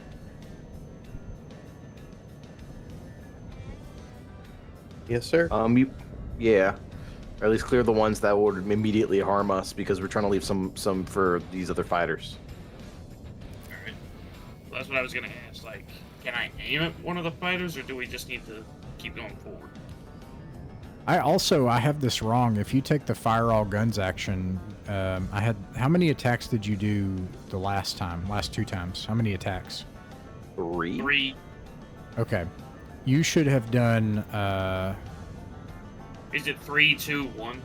you should do, you should have done 4, because you can do, 3 plus 2, you should have done 5.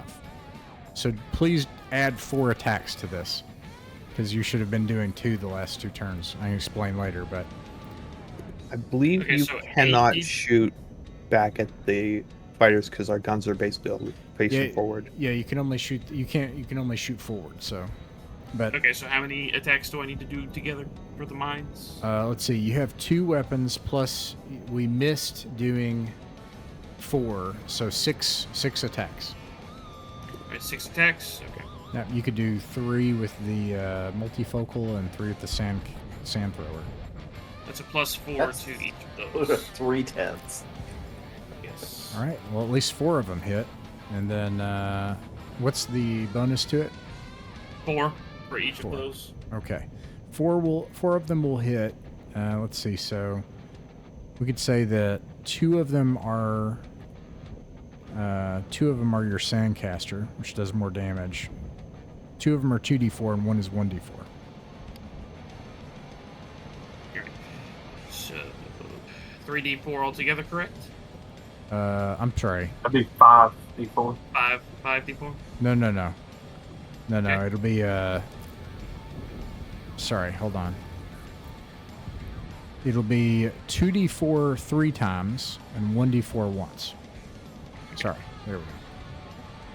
3d4 4 times and 1d4 once. So it'd be 7 altogether.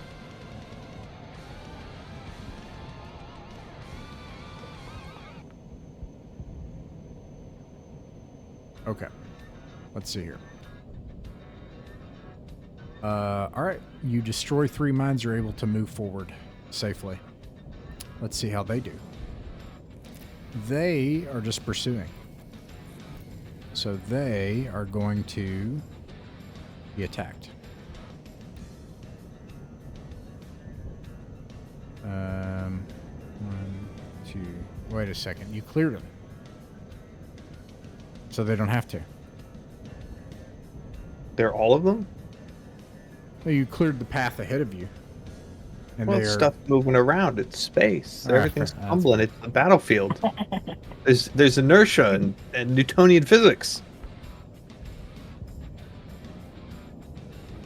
What?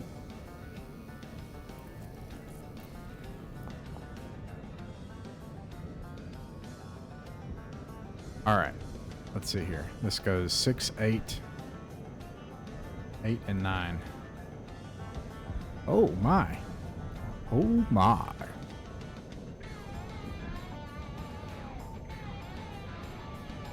I think you don't want to get hit by these things, by the way.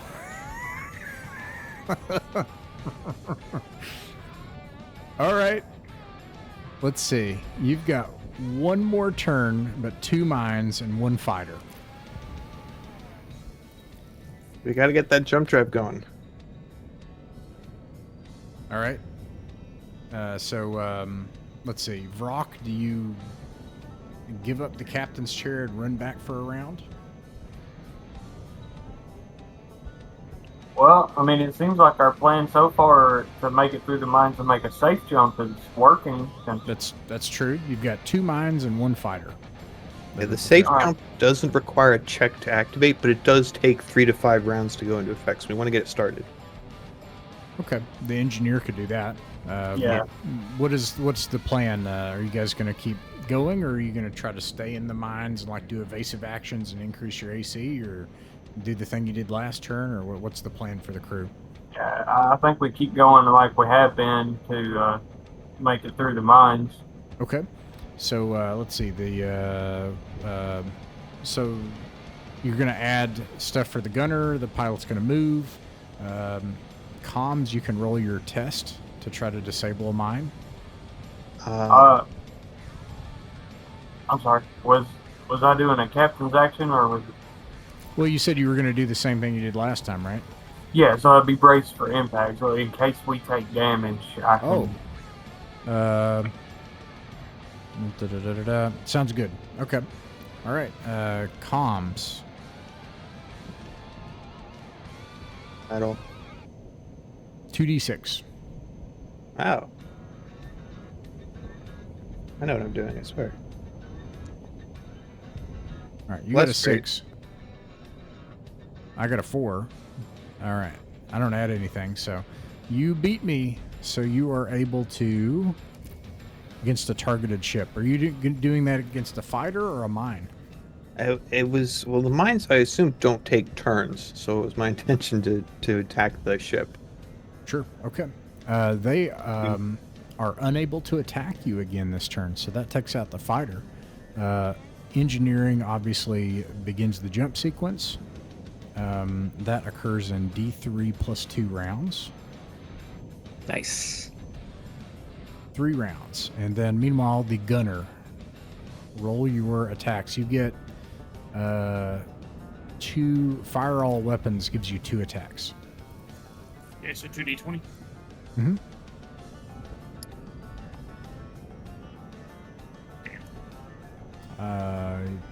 All right. Plus 4. All right. One of them hits. Okay. You can say that's your sandcaster since it's the second one if you want. So 2d4. The sand thrower is, 2d4. All right, you take out one of the mines. One of them remains. Let's see if it hits your ship. It misses. You're able to be free of the mines. And this fighter breaks off, unable to attack, and being surrounded by mines.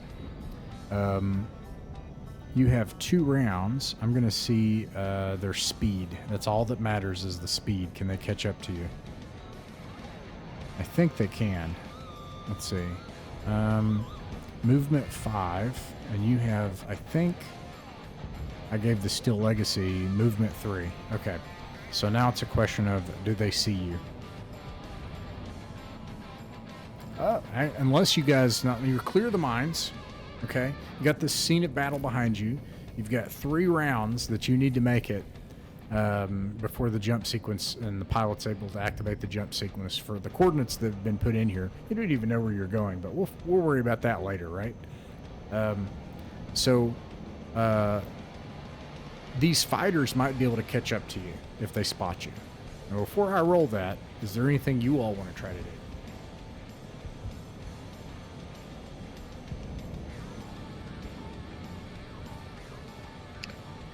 Unless we can be, we got to be facing the direction we are if we're gonna finish the jump, right? So we can't like turn around and blast any of them that come our way. You can turn 90 degrees, so you could like turn like. There's actually only one squadron that can get to you, anyways. So you could like turn and face them and still make the jump, yeah, by the second turn. Awesome. Let's do that then. Okay. So you're proposing the aggressive approach, like let's not wait, let's turn in and shoot them now. Is that right? Alternatively, I could use the parlay ability to convince them to just like, hey, listen, don't worry about us. It's all fine here. Everything's good. How are you? Go ahead and try to do that. Opposed in talk check. In talk, I can. You gotta get sometimes. You gotta get an 8. All right, that's boop boop boop. No, I would like to use my fancy thing. I want to get an 11. How do you convince bugs that like utterly can't understand you? Like these are the proper codes, even though they're old or something. Because I know bug. I've been in bug ships before. Yeah, I've hung around them. I Was have talking to connect bugs. skill. I'm like, it's not even. You don't. The trick is you don't speak bug. You say, "Hi, I have the clearance H 3815. Please consult form 9387. And then they have to go and check. And by the time they realize that form doesn't exist, you're clear. You're fine. And they have to go through the procedures. So military bureaucracy. Okay.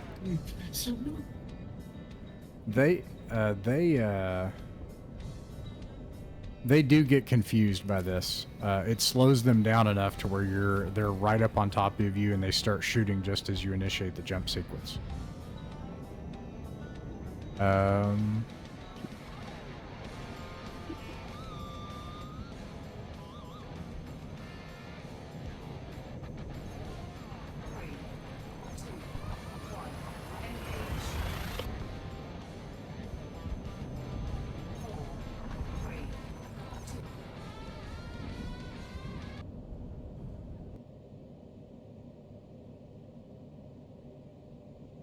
All right.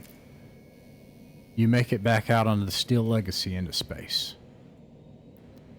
Free of Zarathema, leaving a planet full of dead people behind you. And for now, you check the coordinates. You're headed toward another solar system. Some coordinates were set in here. But you've got 168 hours in jump space. And as you enter jump space, something happens.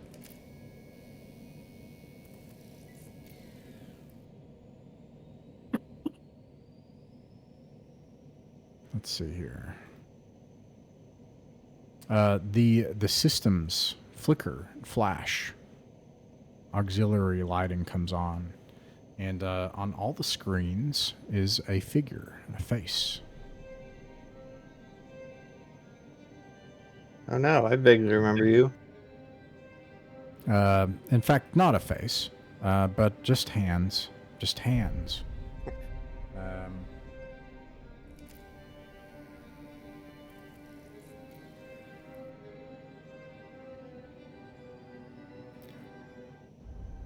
Was this the guy that hired us to take the Rockstar from one place to another, or was that different? I don't know, but he says. I think it was when we were in the. I want to say we were in the dungeon and we got some MacGuffin, and then he contacted us and was like, "I can make you a better deal." Captain Brock, I'm so glad that you were able to make it out alive.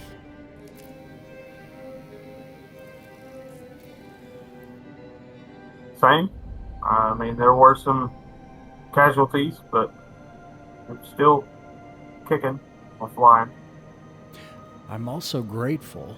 You see the hands moving around. There's no face. I'm also grateful that you helped me get out from that awful ship. I would like to help you and make an arrangement. It's clear from your actions on Zarathema that you have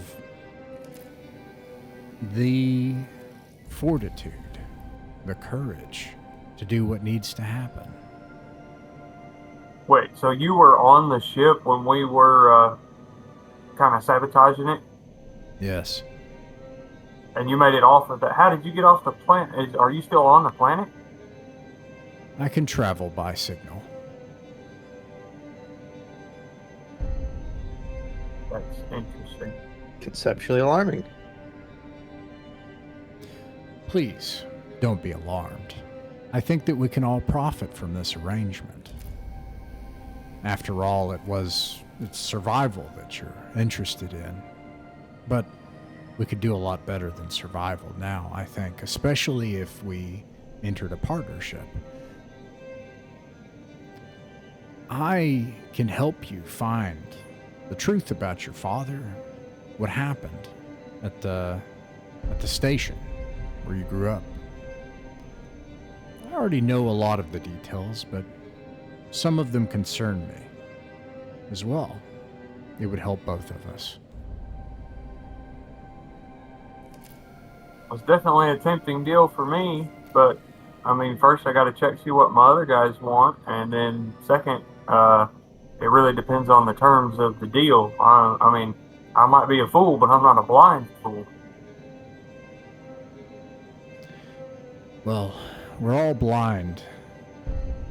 To one degree or another. I can't help you with that. But of course, you'll want to consult with your crew members.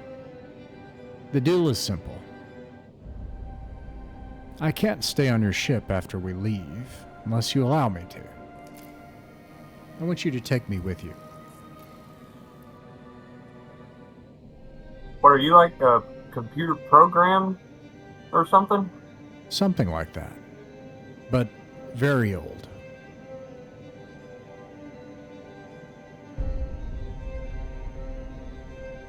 Okay, what's your proposal? I travel with you. That's it? You just go where we go? That's right. And you'll find that I am very helpful as a crew member. And you're not gonna, like, sabotage our equipment or the ship or anything? Oh, your survival is of utmost concern to me, Captain.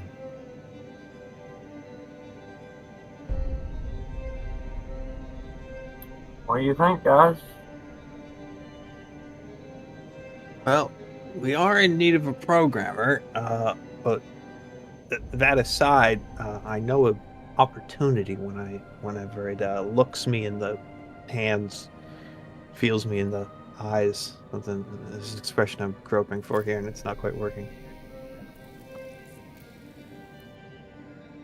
Excellent. You'll let me know. You have a week in jump space, after all. And with that, that concludes our adventure. Outlaw Void is the continuing space western adventure setting by Mythic Mountains. You can find our Outlaw Void adventures in a playlist in the description. Stars Without Number is by Sine Nomine and Kevin Crawford. You can find a link to that also in the description. Sci-Fi Mythic Mountains logo is the property of Mythic Mountains RPG. Mythic Mountains Folk Tabletop Club is an international online clubhouse that focuses on folk tabletop games. Folk tabletop are the games that belong to all of us. They're not controlled by ideologues, internet personalities, or feeling unethical megacorporate brands. What actually happens at the table is the game. How the table plays is the right way to play. Like, subscribe, and share. We'll see you back in the void.